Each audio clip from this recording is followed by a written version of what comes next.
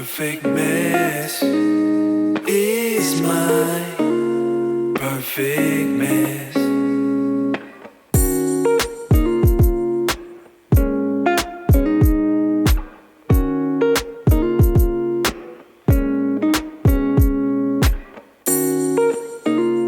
Perfect mess is my perfect mess. Hey, what's going on, everybody? Welcome to episode 35 of the Perfect Mess podcast. I'm your host, Ray Molina, and I'm really happy that you're here with me for another episode. It's been a lot going on recently, and I'm sure you can tell from the intro, this is going to be a pretty deep, at least a deep episode for me. A lot has been going on. I've had a lot of things that I've been doing, a lot of rediscovering, and a lot of, I would say, letting down my guard. You know, so uh, I got to be honest with you.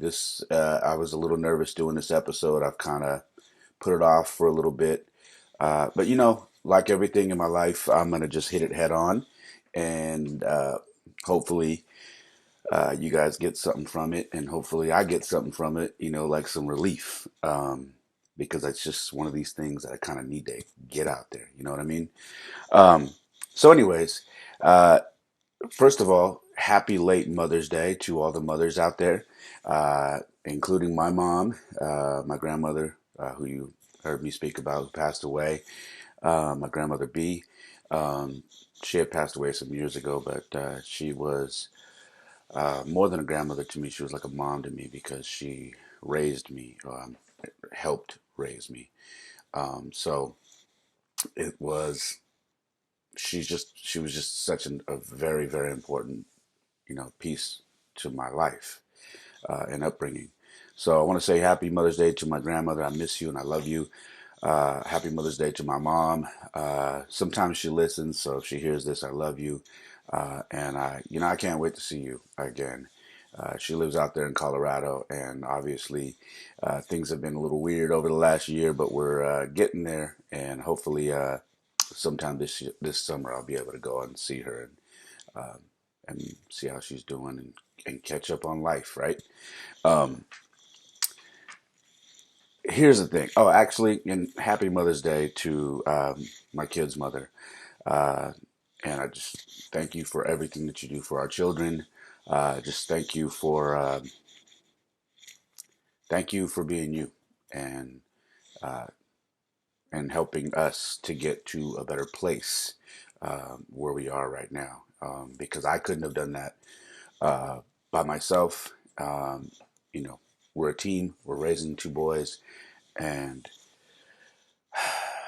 you're a part of that. And I thank you for that. So happy Mother's Day, and thank you for giving me my two most precious things in my life, my sons. Thank you.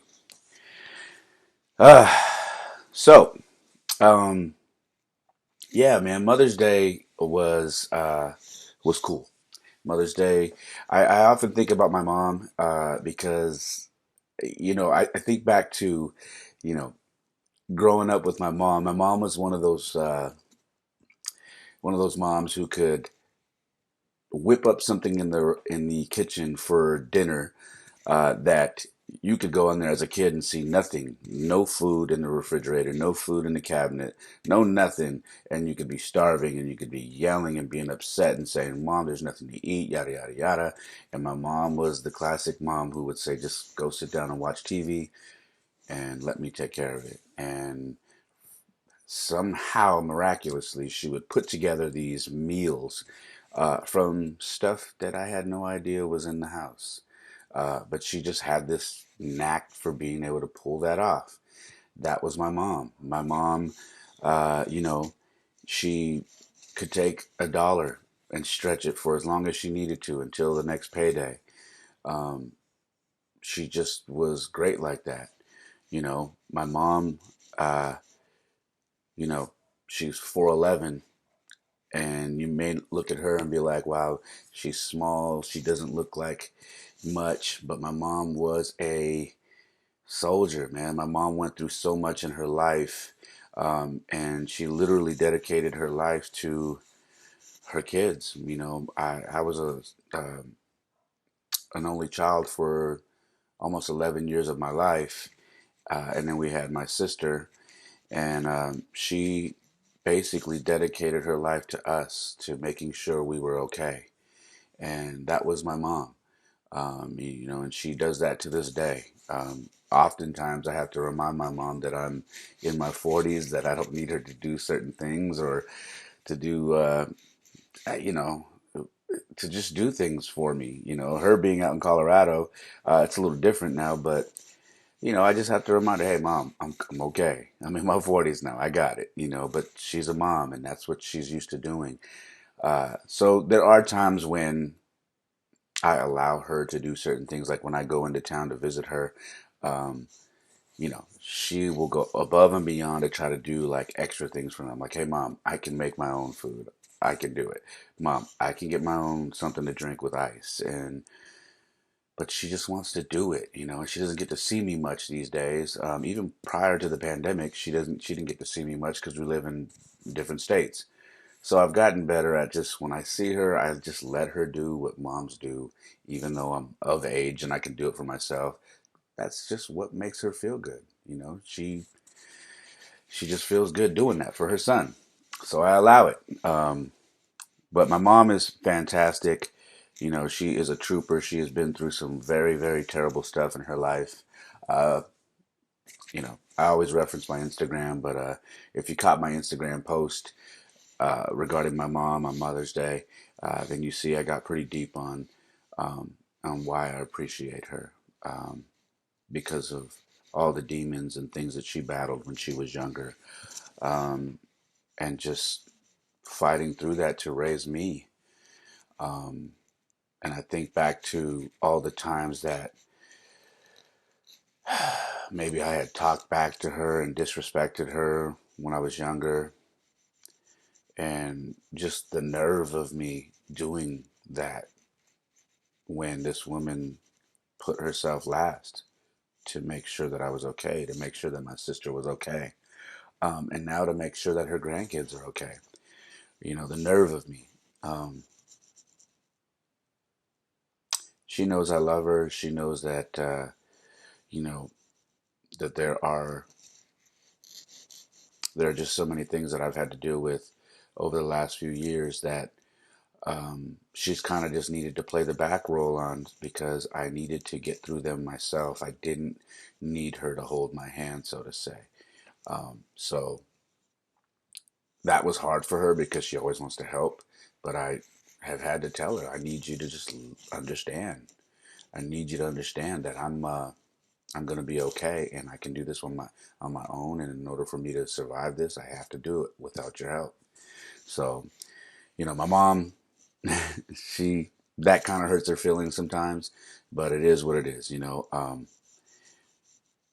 It's just the way life needed to be for me for the last 4 or 5 years. But I love her to death, and excuse me, I've been changing that saying. I don't love her to death. I love her to life.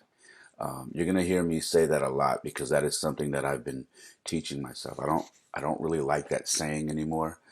When someone says, "You're gonna be the death of me," or I love you to death. Nah, I'm gonna be the life of you. I want to bring life to you. I'm gonna love you to life. I like that saying better, and that's just what I'm going to be using. So anytime you hear me slip up, I'm going to change it up, and that's what I'm going to be saying from now on. Or I've been saying that for a while now, but be sharing that with you guys. All right. Um, you know, I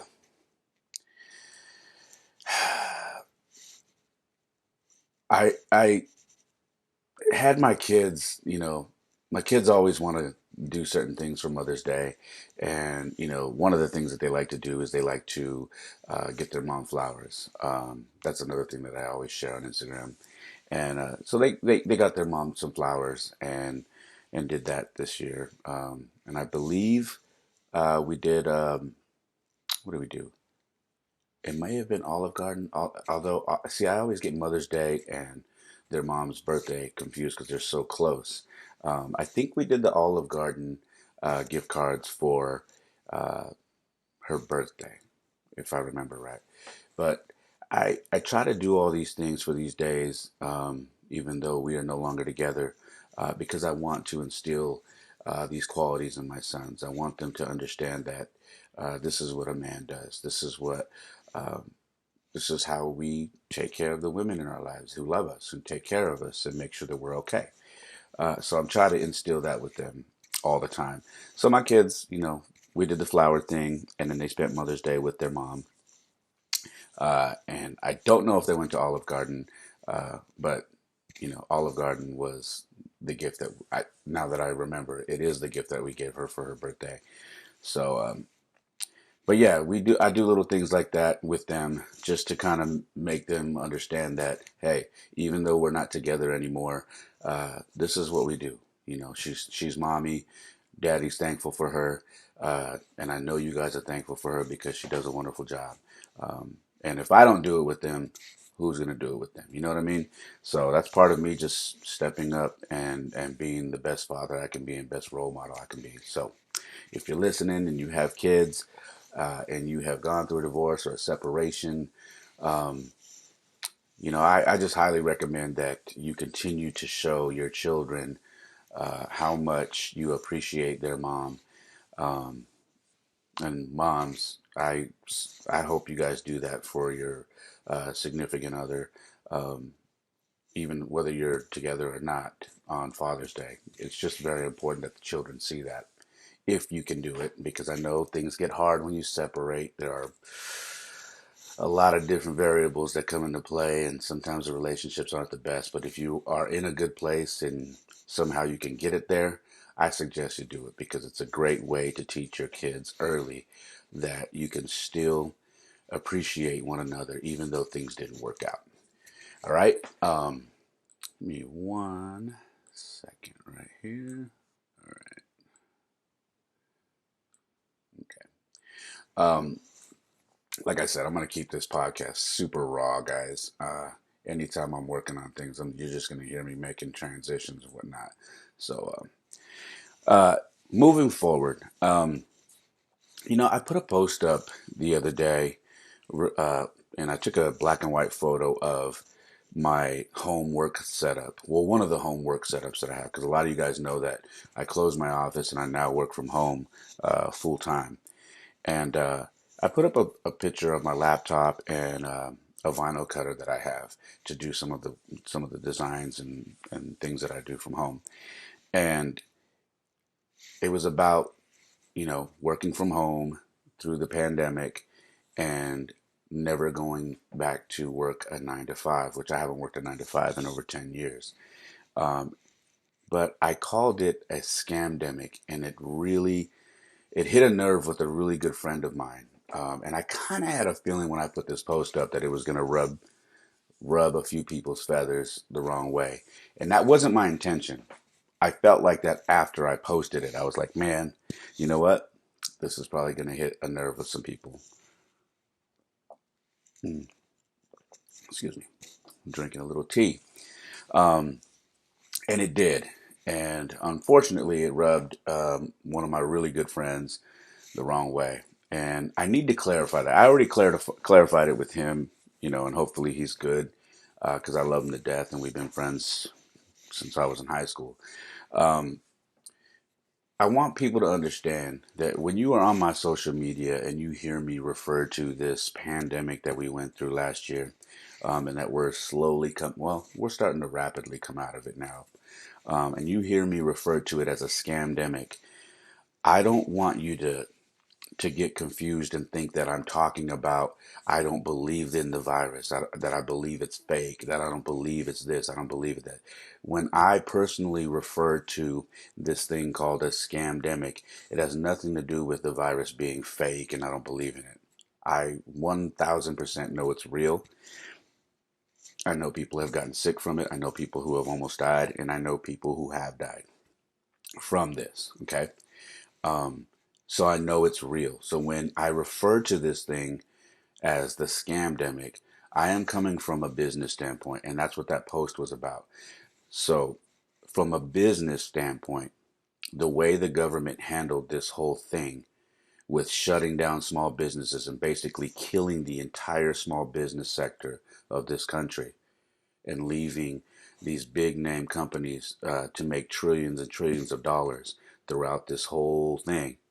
That's where I get the idea of the scamdemic, because it made no sense for how they destroyed small gyms, churches, how they destroyed, all the small businesses that have been around for years, that the restaurants and all these businesses they shut down and probably are never coming back. They destroyed all of them, but let all the big name companies stay open. All the stores and that have thousands of people coming in and out all day. As long as you wear a mask, you can go in there and shop. You can go and do all these things, but you couldn't go to this small mom and pop spot because they couldn't apparently follow the rules.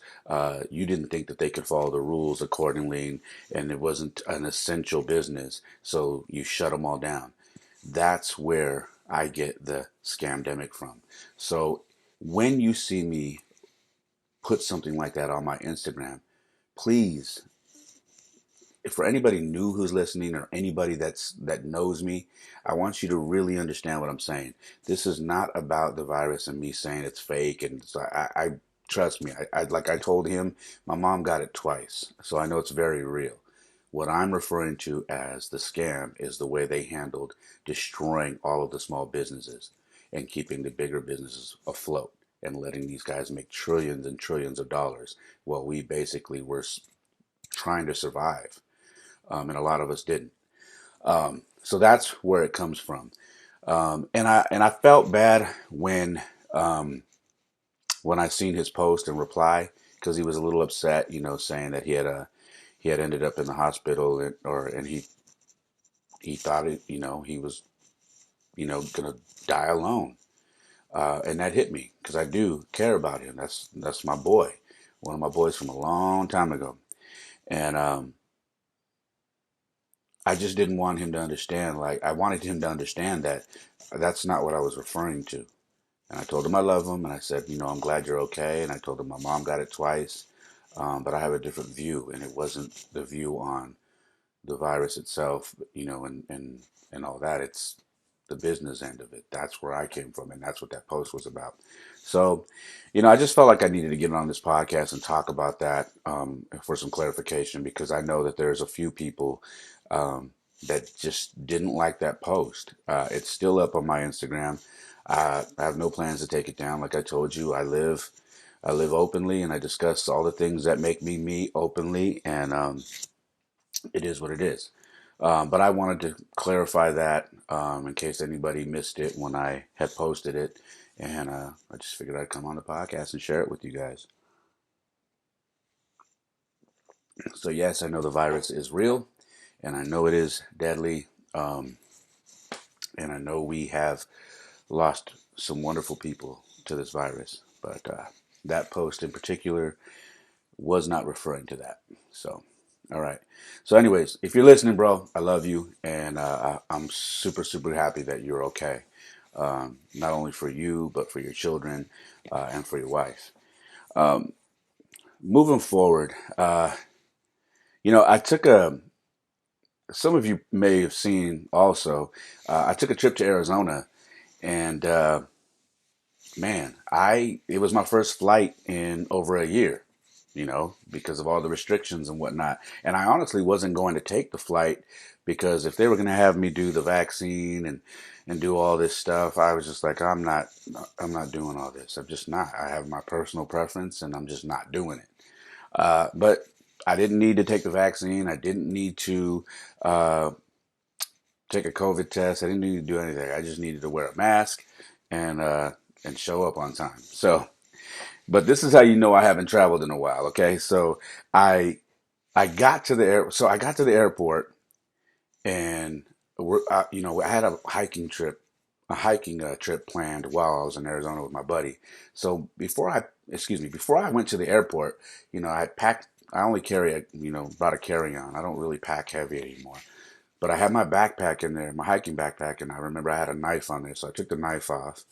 And then I'm thinking, okay, I gotta get, my boy who's getting married, I gotta get him a gift. And I had a nice bottle of Moet champagne, and I was gonna, I packed that in there, and then what else? I think that was it. And so I packed it all up, not thinking, caught my Uber to the airport, got to TSA, and what do you know? I get stopped, and they're like, you need to come over to the side, and I'm like, oh my goodness, what did I do? And so the guy goes, is this your bag? And I said, yeah. And he goes, hey, yeah, we're gonna need to check it out. And I'm like, okay. So he unzips my bag, and he's like, okay, you can't have this here. He goes through my hiking backpack, and there's this, the multi-tool, has pliers. It has a knife. It has, scissors. I'm like, oh my God, it's like a Swiss Army knife, but that's not what it was, but it was something similar. And I was like, I totally forgot that was in there. He's like, yeah, you cannot have that in there. So he takes that, and then he goes, and bro, he's like, you can't take this bottle of champagne. Like this it's liquid, I'm like, ah, man. I'm like, he's like, you want to take this over there, and and you want to just take your bag back and check it. And I had half of mine. I'm not gonna lie, to tell him, let's just pop it and let me down it right here. But I don't think he would have thought that was too funny. So I was like, you know what, man, just keep it. Enjoy the champagne. Whoever ends up with it, I hope you enjoy it. Just keep it. And then he took my what did he take? My sunblock, because he said the tube was too big. I had a big tube of sunblock that was in my backpack as well, and he took that. So they took three things from me, and I'm like, man, you could tell I haven't flown in a while, because I have never been stopped by TSA, and here I am, making a bunch of rookie mistakes. So, anyways, they take all my stuff. They take those three things, and then I'm on my way to Arizona. Um, I had a good buddy of mine out there, Mondo Nahara, the guy that I met when I had moved to Denver, Colorado back in, I want to say I moved out there in '01 or '02. I think it was '02. And I lived out there for almost 5 years. Uh, Met him in a group of guys that he went to high school with, and they all became really good friends of mine. They were like, aside from a handful of musical artists that I met when I was moving out there to do music and whatnot, these guys weren't in the music business. They were just a bunch of guys that I met. Well, one of them I met online, and then I ran into him at a concert. He was just there to go see a concert, and then we all clicked and became friends. And these were my non-music friends that I bonded with out there. And so Mondo, is getting married. He moved out to Arizona, and decided to marry the woman that he fell in love with, which is awesome. But I got out to Arizona, and I ended up linking up with my boy Gene, who's also in that circle of friends I was just telling you about. And Gene, uh, I probably haven't seen Gene in about 10 years. And Gene, man, Gene is an amazing.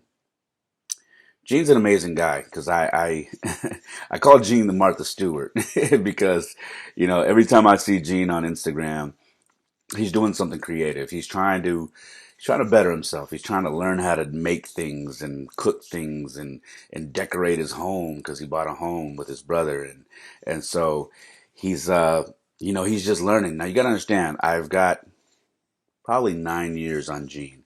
All right, so Gene is single, good looking guy, has had, you know he's got as many opportunities, if not more, than the average guy that I know, to meet women. He has no problem meeting women, but Gene's in an interesting spot in his life now where you know, he enjoys dating, but he's definitely getting to that point where he's like, I do want something more. It doesn't have the same feel for me, serial dating. It's just not as fun as it used to be as I get older. And I said, man, I hear you. Um, but Gene is just, he's been spending time, just getting better, becoming. I think I referred to this on my last podcast where I said, trying to get yourself to be the best version of you. So when you meet this person is getting the best version of yourself, and that's what Gene's working on. So Gene's been, you know, staying in shape. Gene's always been in shape, but Gene's been staying in shape, working out. He's he makes his own whiskey. He became a whiskey connoisseur. He makes his own whiskey. Um, he, like I said, he's a homeowner now. So he's been doing some decorating. He's been building tables. He's been making candles, homemade candle. Like it's absolutely nuts the stuff that he does. But it's awesome to watch because Gene's just trying to be that well-rounded man that so when he meets, the love of his life, he has all these things to offer. You know what I mean? And you gotta love that. At least I don't know. I think you do. You gotta love it.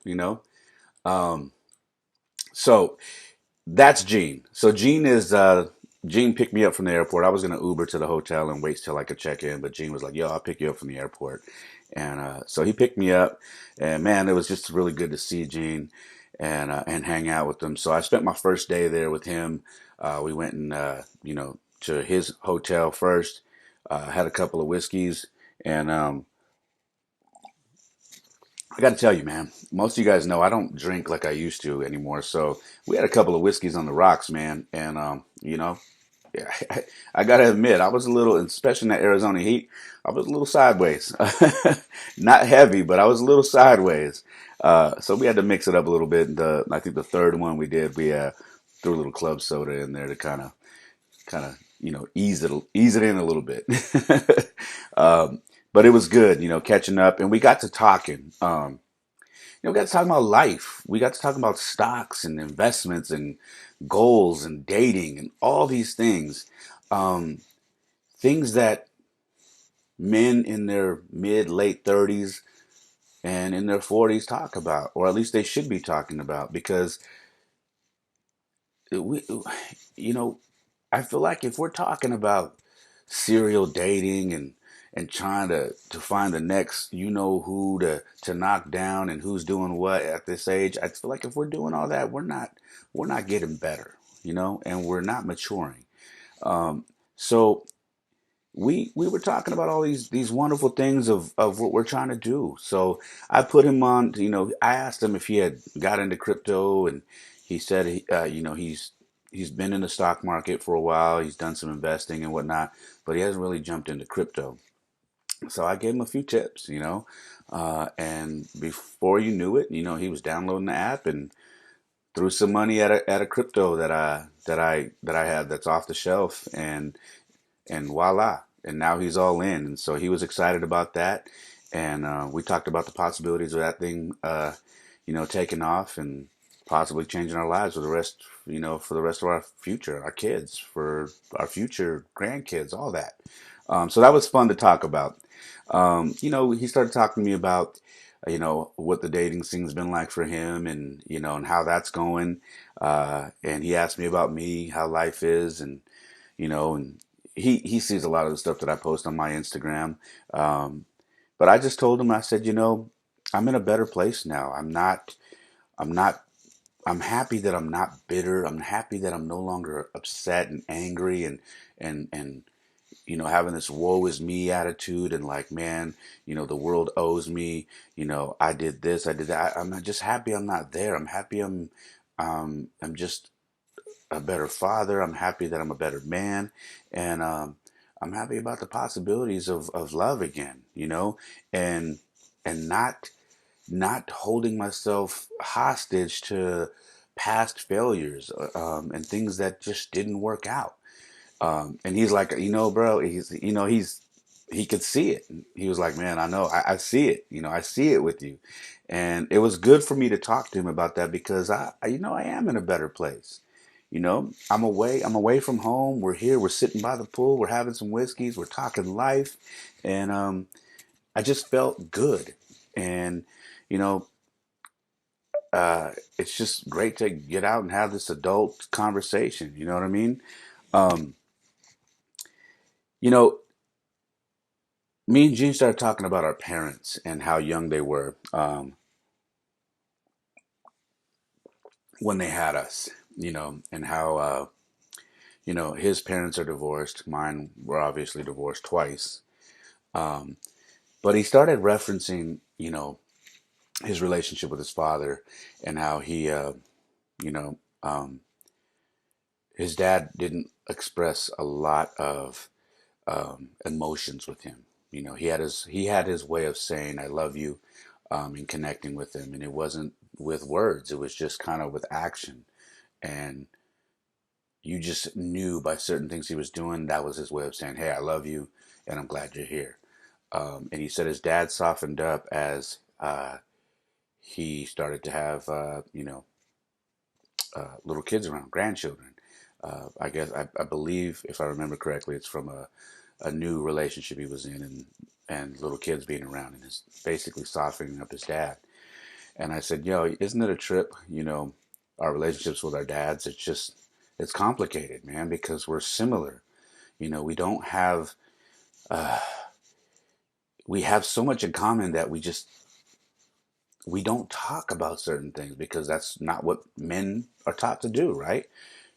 We don't get emotional with our fathers, and we don't share the things that we probably should be sharing so we could get past some of our traumas. We just don't." And and he was like, "Yeah, man." He goes, "I had the same issue." And then and then we talked about how old our parents were and how we have to remember that that they were once kids and they were just trying to figure it out, and they didn't do necessarily a bad job, but they didn't necessarily do the best job.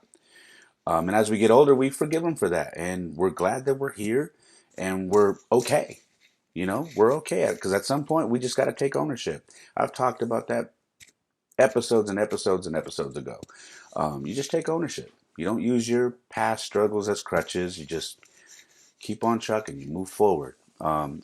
So we were talking about that, and then he told me that there was a time when he saw his mom and his dad, and I forget specifically what the moment was, but he said he saw them together, and he saw this look on his mom's face and his dad's face, and he was like, "There it is. There it is. That's the look. That must have been the look. I could see it." And I told him, I said, I had the same I had the same thing happen when I was at my wedding. I saw my mom sitting on the ledge of where the seating area was, and my dad was standing there, and he was looking up at her, and he had his arms on to her sides on the touching the ledge, and he was looking up to her like trying to convince her to dance. And I said, I seen it there too. And at that moment you remembered, like, hey, they were once little kids that were in love, high school sweethearts, and uh, had no clue how to make it work. They tried their best and it didn't necessarily work out, but they tried. And he's like, "Yeah." It goes into the trip when you notice that, and he's like, "Yep." He goes, "That's I had that moment with my mom and dad," and I was like, "Yeah." The whole time I seen that, I was like, "Gosh, I hope they don't try a third time, because please, I hope you learn your lesson." He started laughing. He's like, "I know. I was saying the same thing. I hope they don't give it another run, because man, was it terrible." Um, but yeah, it's just good to, I gotta say, I don't, I don't go out a whole lot anymore. My life, you guys who follow me and are familiar with who I am, my life is really about my kids, and it's really about just kind of staying in my own world and taking care of me and my kids and staying out the way. So I don't get a whole lot of adult conversation. I do a little bit with people from church, but there isn't a whole lot of people that I hang out with, and do things like that with. So uh, having that conversation with Gene over some whiskey the first day that I got to Arizona was very refreshing, and I needed it. It's one of those things where you don't realize you need it until you have it. And I was glad we had that conversation, because I realized that I needed to have that interaction. Anyways,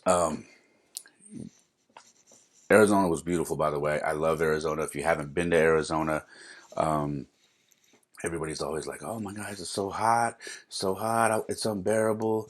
I mean, there are days that, yes, that it'll hit 116, 120. I've been out there, um, but it's Arizona. I think the highest it hit out there was 101 when I was out there. Um, and yeah, that was hot, but I love Arizona, man. And so it's one of my favorite states. But we did something very idiotic. I told you guys we were going to go on a hike, and the wedding was on Friday. I got in there on Thursday. And so we were going to wake up early on Friday before the wedding, which was at 6 o'clock at night, and we're going to go hiking. So he's like, "Oh man, pull up your app. You pick the trail." He's like, "This is my first time to Arizona, so I just want to go on a hike." And I knew the only person here that would want to go on a hike was you because I see you hiking all the time. I said, "All right, man, let's do it. I'll pick a trail. I'll find something intermediate, not too crazy, in the 3 to 5 mile range." And he's like, "Yeah, let's do it." And I'm like, "All right." He's like, "I'll pick you up. I'll call you at 7 o'clock in the morning, and then I'll just come pick you up." I'm like, "I got it." Found a hike. Man, said, "Hey, 5.2 miles. You'll be done in 2.5 hours. Tops. You're good." And I'm like, "All right, let's do it." So we get there, and boy, I have to tell you something, man. Um, boy, uh, if I would have known what this hike entailed, I would have. I think at the end of the hike, we both looked at each other and were like, if we really knew what this hike was going to be, we probably would have did half of it and turned back around. This was easily one of the hardest hikes I had ever done in my life. It was 5.2 miles, but to get to the loop at this trail was literally a mile of uphill. A mile of uphill hiking through rocks and through the desert. Like you had to kind of watch where you were stepping because there could be snakes where these rocks were.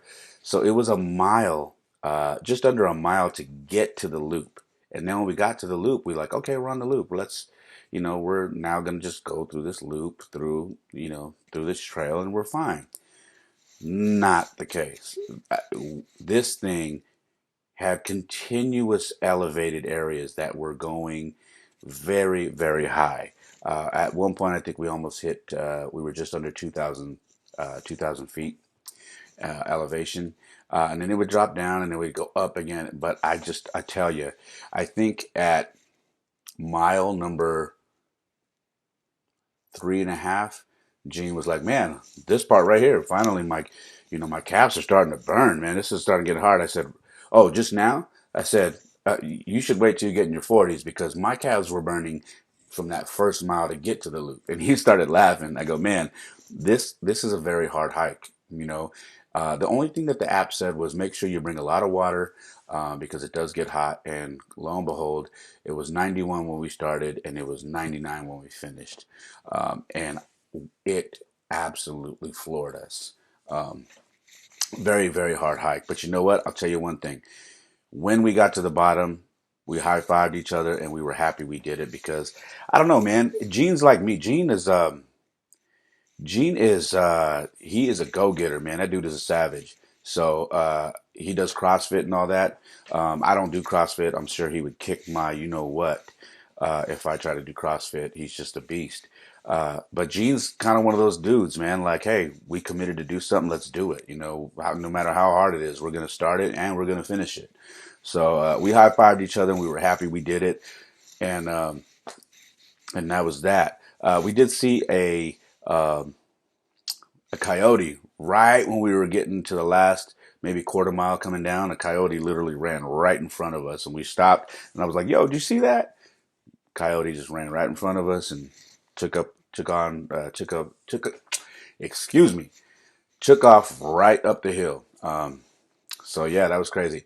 Anyways, I'm recording this in the wee hours of the morning, so if I sound like I'm tired or I'm stuttering or whatever, I'm trying to keep it together here, but I needed to get this podcast out. So bear with me. And I'm sipping some wonderful, wonderful green tea right now. Um, anyway, so that was our hike. So we went and he dropped me off. I did some Uber Eats and I got some L&L, and which was well deserved. And then I took a no, I ate some L&L, and then we both said, hey, because we were at different hotels, we said, we're going to hit the pool, going to hit the pool, got to hit the pool. I almost took a nap, but I headed on down to the pool, and I got in the water, and it was lovely, lovely, because man, after a hike like that and being in that heat, that water just felt like magic. So here's the funny part about being at the pool, right? So in Arizona, you don't really want to pass out at a pool, okay? Because you'll literally cook. Like that's how hot it is outside, right? So you don't want to pass out there. Like it's not like a normal, like a California day where I live at. And you could just be poolside and pass out and just keep your shades on and you're good. Arizona, that you just don't want to do that. It's not smart. So what did I do? I did the not smart thing. I passed out. Uh, but it gets funny because I get in the pool, I'm doing my thing, and I'm like, all right, I'm gonna tan because I'm super pale. Uh, and so I lay on the recliner, and I'm out. I was reading a book, but then I just passed out, and I remember like coming to right away, and I'm like, oh man, my throat's dry. I got to get in this water, and I get up and I put my slippers on because you can't even walk on the pavement out there, like it's that hot. So I put my slippers on and I walk to the edge of the pool and I get in, and there was this couple that was across from me that was in the water, and the girl uh, goes, "Wow." She goes, "Me and my husband were gonna walk over there," and she's like, I told him we should probably go wake him up. Like he shouldn't be passed out here." And her husband said, "Yeah, he's not moving. We should go check on him." I started laughing. I said, "Man, I appreciate you guys, man. I was out." I said, but I woke up and I was like, "Oh my God, I'm thirsty," and so I drank some water and I'm like, I gotta get in the water. And they were laughing. And lo and behold, this couple happened to be going to my boy's wedding because I was at the hotel that the majority of the rooms were blocked off for the wedding and people who were flying in out of town. So I ended up knowing, I remember the woman from Denver when I lived out there. That was one of Mondo's really good friends, and I had met her back then. Uh, they were in their early 20s, and now she's married. I think she has 3 kids now with with her husband, this cat who's super super cool. And so yeah, we ended up talking a little bit, and then I went and took myself up into the room and uh, got my clothes ironed, took a nap for about an hour, and got ready for the wedding. Um, you know, for those of you who saw the pictures of I got a lot of people that were hitting me on my DM talking about my vest. Uh, I gotta be real with you. It's something new. I've been trying all these new things, and one of them was the look. I tried to, I'm like, I'm gonna. Everybody's like, man, it's like a Western look. You look good, man. Like it fits you. Even my kid's mom said that. She's like, wow, I've never seen you dressed like that. That's awesome. You look good like that. It's like a Western look. And I started laughing. I'm like, why is everybody saying that? So I took a picture in the mirror, and I'm like, I mean, I guess I could see it, but you guys seen, I bought some boots. I bought my first pair of boots. I spent just under $100 to get some really nice boots. And I have never owned boots. These are cowboy boots. I've never owned boots. And these are the square tip ones. Um, Bought my first pair of boots. I had some nice slacks, like fitted slacks, and then a nice button up light brown shirt to match the boots. And I had a black leather vest.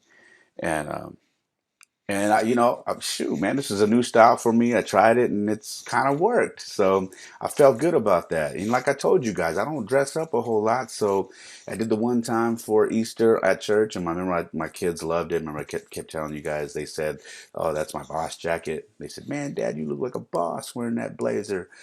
This was another time. I got dressed, and apparently people like when I get dressed up. So I'm gonna, I may do it a little bit more these days. Who knows? Um, but it was nice, man. It was nice to get dressed, and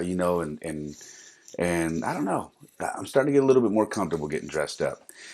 So I did that, and then I was really happy because I remembered my flask. I told myself, get a flask, bring it because Gene makes his own whiskey. All right, that's the other thing that Gene does. Is why I call him Martha Stewart. Gene makes his own whiskey at home. So So he brought me some of his whiskey and put it in my flask, put my flask in my pocket, my jacket, my vest pocket, and I was off to the wedding. So I was ready, man, and just feeling good, going to see my boy who I love to death, Mondo. I haven't seen him in years, and just excited to be at the wedding.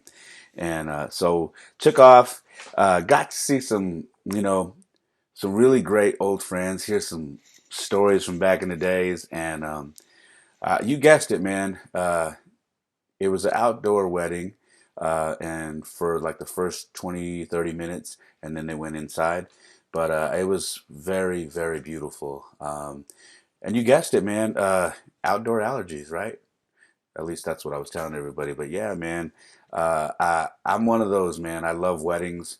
Like I said on my last podcast, you know, um, or two podcasts ago, I love love. And I loved seeing my boy up there with his bride, and sharing this union and talking about his love for her and how they met. Um, and I thought that I would, the next time I went to a wedding, that I would be reminiscing about how things didn't work out for mine, and that wasn't it. It wasn't it at all. I wasn't. It never crossed my mind. What crossed my mind was how much I loved weddings and how much I love seeing people in love, especially people that I know. And I was just very, very happy to, first of all, to be invited. Anytime someone invites you to a wedding,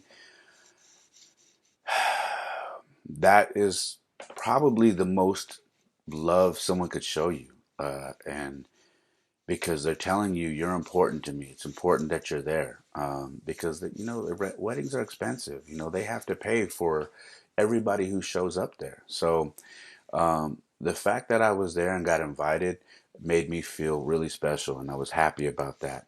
Um, and I'm just glad I got to see, a lot of the friends that I made while I was in Denver. I got to meet some really cool people and got to meet his wife. Um, and I just feel very, very blessed to have been able to be a part of that. And I'm thankful. Mondo, if you're listening, man, I couldn't be more happier for you, man. I love the hell out of you, bro. I really do. And I'm just super, super happy for you. Um, what else? You know, I had to catch a red eye. But before, hold on, give me 1 second. I gotta adjust this. Okay, here we go. Um, I had to catch a red eye, so I didn't stay. The wedding ended at about 11:30, 12 midnight, and I just knew that I had to catch a red eye. I had to fly back, because, like you guys know, I coach baseball, and I have kids. I can't just be gone for an obscene amount of time. I got to make sure that I'm on a schedule. So I had to catch a red eye that next morning to get back in time to coach the game that I needed to coach for my kids. And then my oldest had a doubleheader. So he was playing for the juniors, which is an older team, right after that. So we had a complete full day that following day. So um, I made sure that while I was taking my whiskey shots or drinking my whiskey on ice, that I was substituting water in between. So I would finish a small little whiskey, I would drink some water, and that was kind of my rotation throughout the night, to kind of keep me even keel and make sure that I didn't have, a hangover, or to minimize my hangover, so to say. Um, so yeah, that was that. Uh, I had to catch a plane. I think my flight was scheduled to leave at 6 o'clock, so I had to be at the airport super early. So I just caught an Uber to the airport at around probably 4:30 or so. So yeah, I was tired. I was very, very tired. But hey, duty calls. That's what dads are supposed to be doing, or that's what responsible dads do, and that's what I did. All right. So anyways, I had a great, great time at the wedding, and I was happy to be out there in Arizona and to really just enjoy my time out there and share this beautiful union with my friends. Um, and then I got back on a red eye and headed back to California. I had a stop in LA, That was brief to switch planes, and then I got back to San Jose probably about 10 o'clock, a little after 10 o'clock, and I had to be at the baseball field by 11:30 and get to coaching. And you guys will be happy to know we got the win against a very good team. We won again, and then my kid went off to juniors, and we went out there, and that was a little bit more of a tough game. But my kid's up there, and he's just getting reps. He's not even supposed to be playing with these older kids, but he's up there just getting reps, learning the game, and getting better. So I couldn't be more proud of him. And my little guy, Jaden, my little guy, he's about to be 10 in like 10 days. He played with the 14-year-olds, and he did well. So I'm just a proud father, man. My kids are working hard in school and they're working hard in sports, and I just couldn't be more proud. Um, so, with that being said, I'm going to jump off into the final part of this podcast, which was, me talking about what the key is to love and sustaining a long relationship, and just how to make that work. As you heard in the beginning, I referenced speaking to my grandmother before she had passed away and her telling me what the key was. And the key was communication. Um, you know,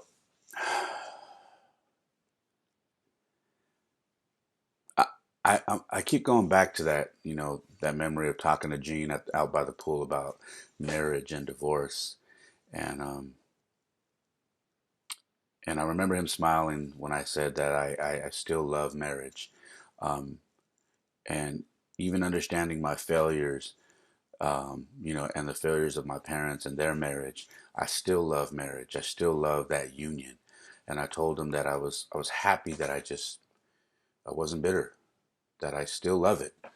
And anytime someone were to ask me, I would tell them, hey man, uh, I wouldn't change anything, even though I'm not married anymore. Uh, I'm not looking back saying I wish I never did it, because I did it because I wanted to and because I was in love. And I have two beautiful kids from that union, excuse me. And you know, going on going on 5 years. What is it, yeah, 4.5 years. Uh, I'm just glad to say that I can look back and say, I don't regret anything. Um, and that I thought that I was going to be in a place where I was like, I hate marriage. I'm never going to do it again. In fact, that's what I was saying up to about a year and a half ago. I was saying, I'm never doing it again. I don't want to ever feel that pain again. Um, but I'm glad I'm not there anymore. Um, because I wouldn't be someone you would want to invite to your wedding. Why would you invite someone like that to your wedding? You want people there that are happy and want to see you happy, and and want to share your celebration with you. So I'm just glad, and having that conversation with Gene, um, I think he appreciated that because again, Gene is searching for his piece to his puzzle, and I told him you'll get there. Gene doesn't have any kids. He is about the flyest bachelor I know. So, I told him, I said, man, someone is going to be very blessed to land you, man. You are a great, great man. And whoever lands you, man, they are going to get a champ in all sense of the word. Um, anyways,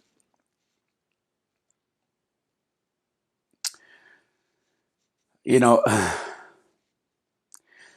recently I let my guard down and I took a chance. I don't know why I heard that movie, Bronx Tale. Uh, Bronx Tale is one of my favorite movies. And I remember when C or Cologino got busted with that money, from running numbers for the mob by his dad, who was Robert De Niro.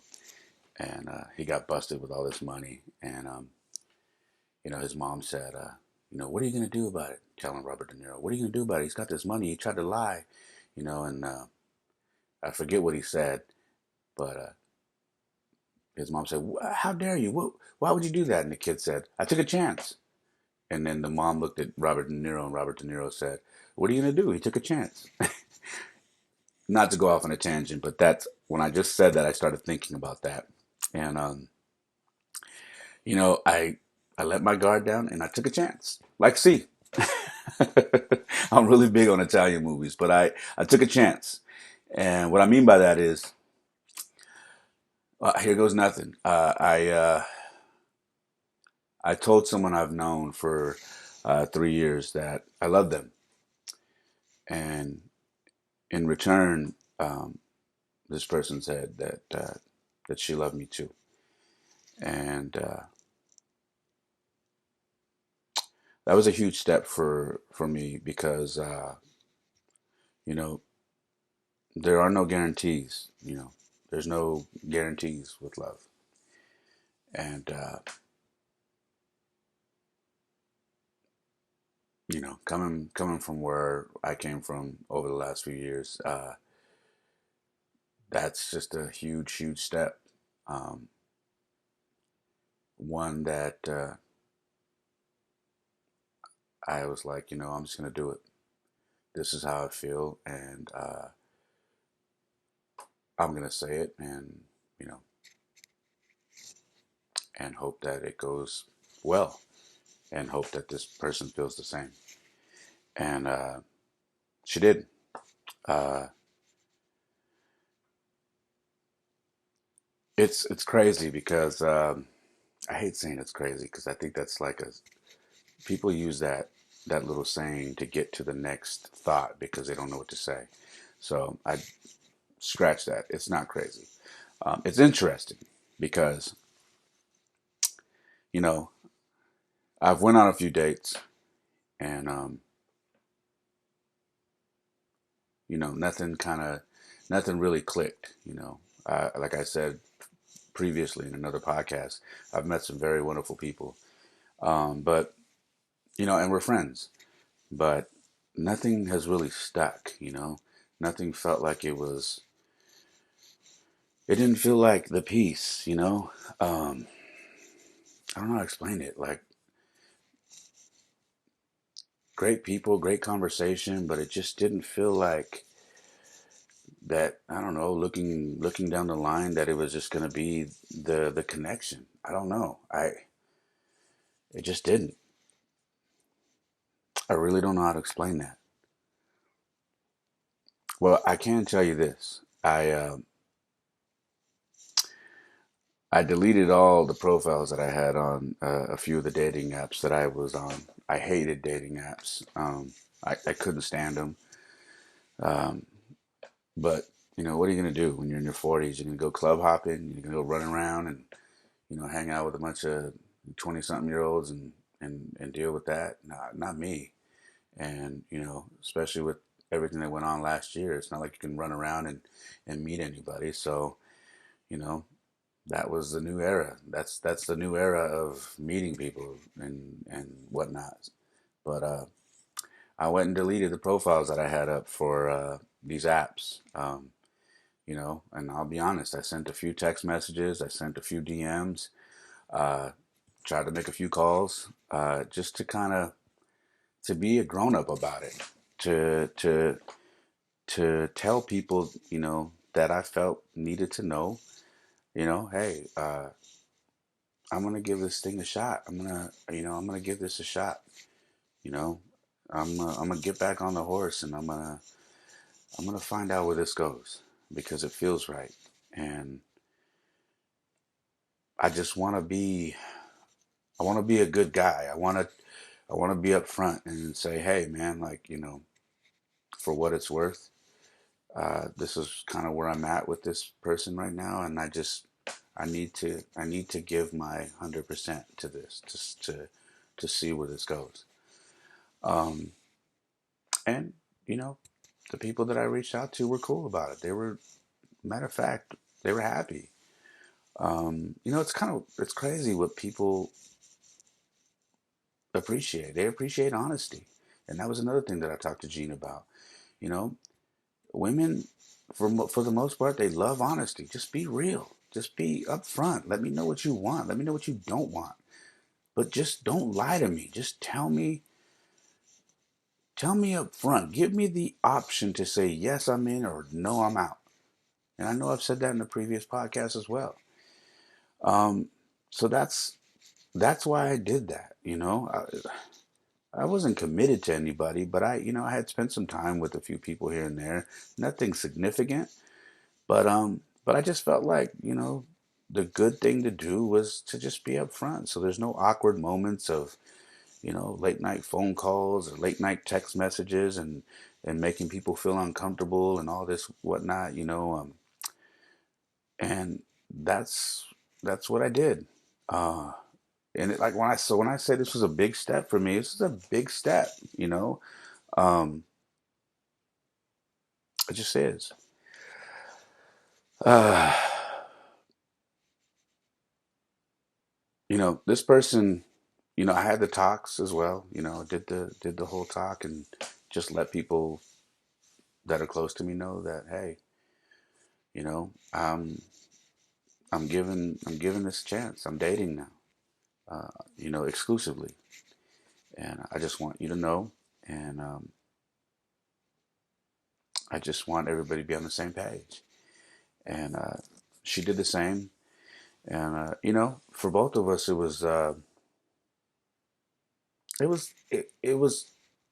hard because there's emotions involved when you go to people that you have um, history with, and whether they've moved on or haven't, you still have history with them, and it's never just a, hey, by the way, if you're a good person, it isn't.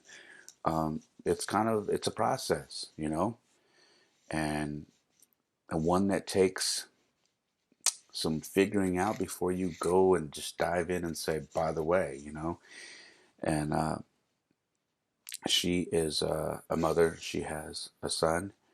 Um, and obviously I'm a father, so there's that.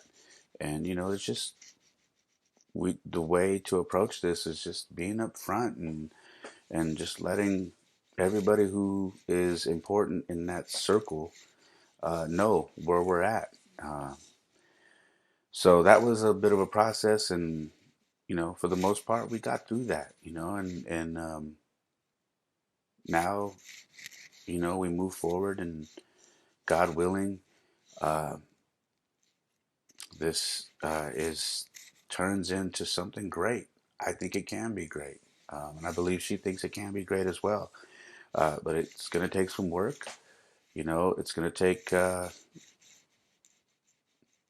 It's just going to take a lot of work from both of us. But I think it's going to work. You know, I pray on it every day, and I've prayed to God, and hopefully, and I've asked God to, hey, you know, please bless this, and know that I'm letting my guard down and I'm giving love a chance again. And I pray that you put your hands on this relationship, and hopefully it works. Um, so there's that. I'm excited about that. Um, it's I don't know. I feel good. I don't know if that's coming through, but I feel good. Um, you know, we have this connection. Uh, you know, Connections don't lie, and sparks don't lie either. And that's what's there. There's sparks. There's a connection. There is fireworks. There's everything. And we just hit on so many levels, man. I'll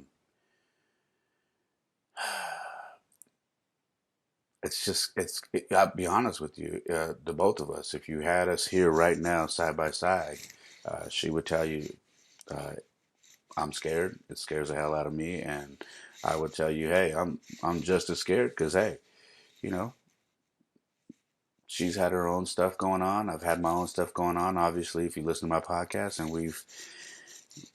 we just want to make sure that we don't let any of that past stuff affect what we got right here. So it's going to take some work from both of us, but we're up for it. And hey, keep us in your prayers. I'll talk a little bit more about you know about that as this podcast, as my life continues. Um, so you know how it goes. Anyways, that's where I'm at with this right now. Um, I want to talk about finding the piece to your puzzle, and going back to my boy Mondo. He spent years raising his two nephews as his own kids. His sister had kids really young, and he took it upon himself to help raise those kids uh, as not only their uncle but like a father figure. And then he meets his wife, and she has a daughter, and now his daughter is basically, or her daughter is basically his daughter. She looks at him as a father figure.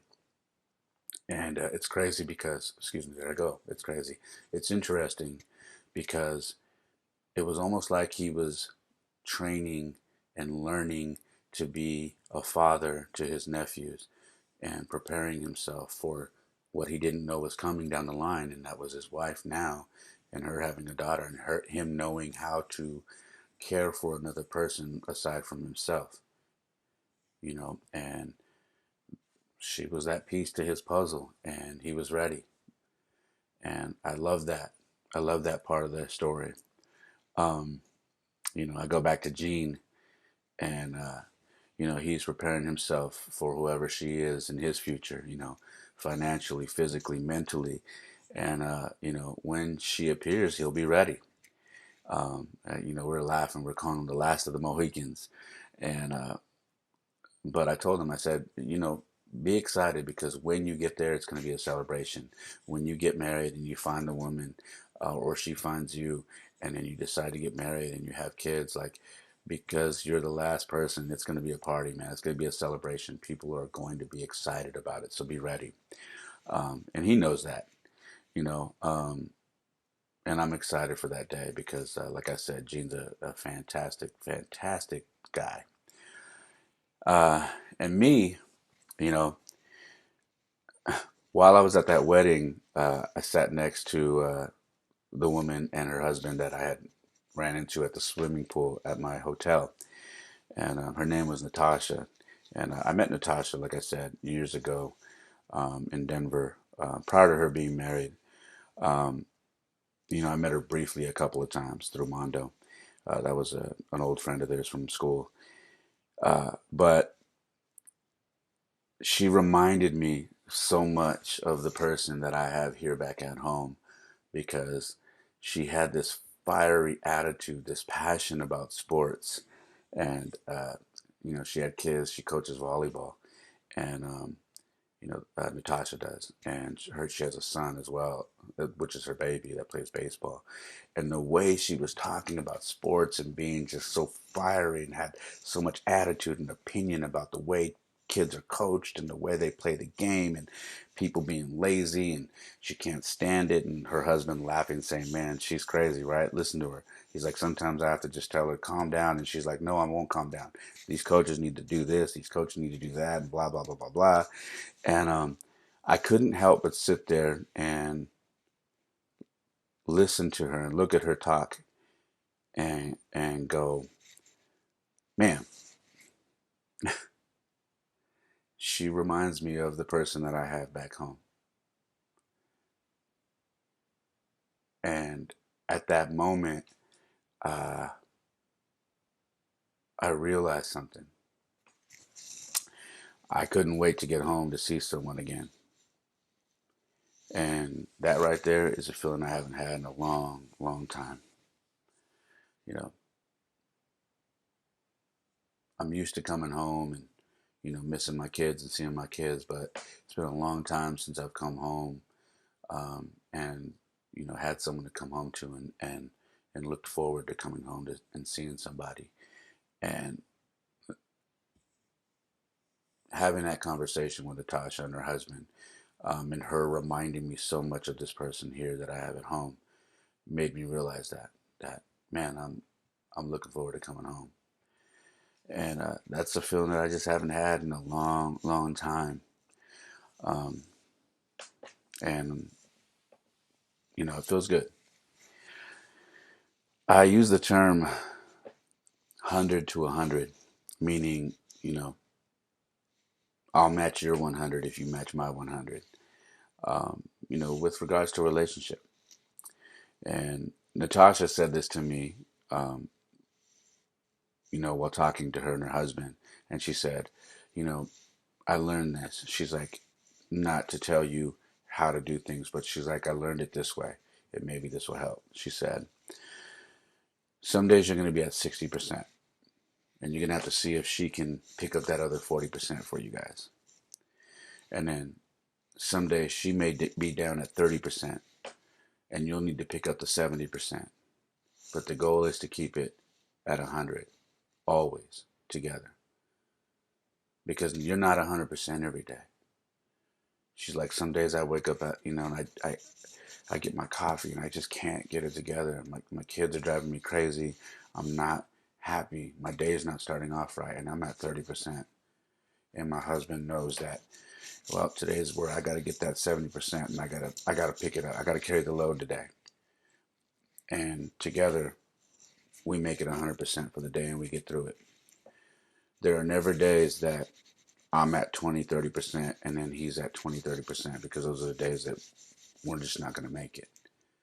But we always, always keep it at 100% and pick each other up. Some days he's down, I pick up the slack. Some days I'm down, he picks up the slack. And man, that spoke to me. That was a really good way of looking at it. I had never heard it that way before. And it really spoke to me.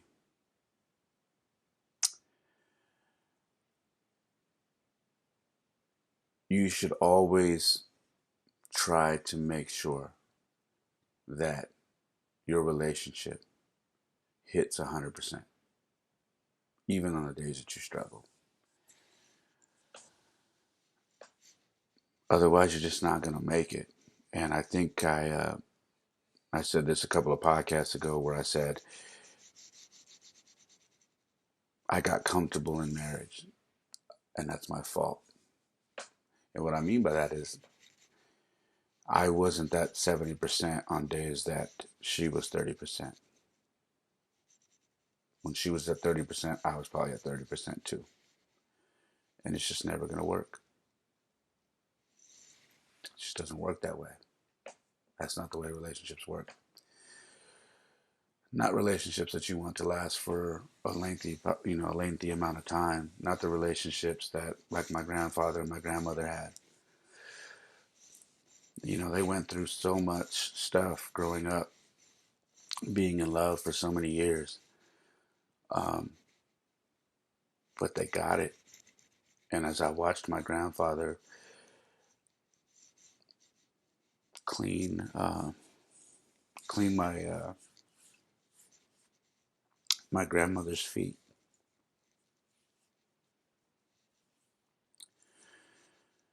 I watched him comb her hair. I watched him put lotion on her hands.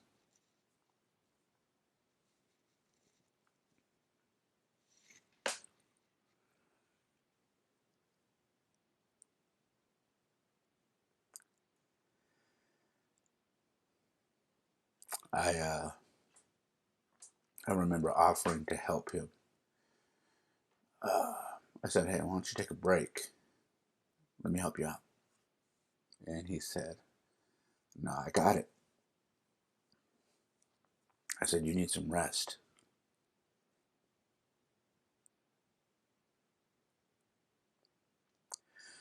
And he said to me, "You know, she took care of me and this family her entire life.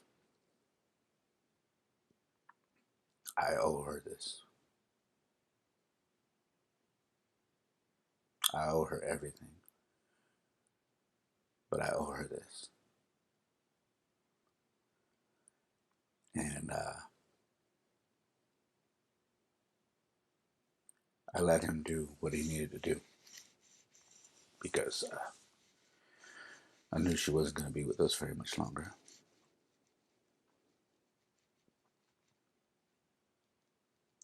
Communication. If you're searching for the key is communication when it comes to love, when it comes to marriage. Communication. Even when you fail, even when you fall apart, even when you come up short, even when you're angry, you're sad, communicate. And you can get through anything.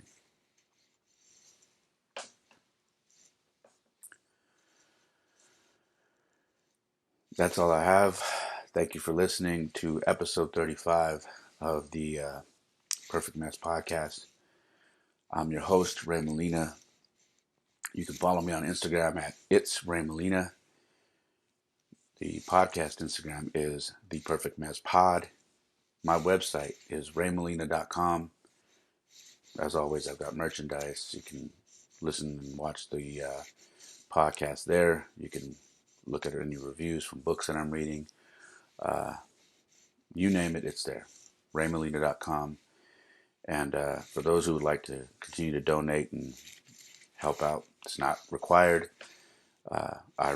This podcast operates by word of mouth, and we're doing quite well. But if you would like to donate, I use Cash App, and my Cash App is $ It's Ray Molina. Again, I'm on Instagram at It's Ray Molina, and the Perfect Mess Pod is the podcast Instagram. All right. I really appreciate you guys for continuing to support this podcast and everything that I've been doing. It means a lot. So please continue to share, like, review, subscribe, follow, comment, do all these things. We're on YouTube as well. So yeah, that's that. And like I always say, my life isn't perfect. Oftentimes it's a mess, but it's my mess. And for me, it is the perfect mess. I love you guys. I hope you have a very, very blessed day. God bless. Peace. Perfect mess is my perfect mess.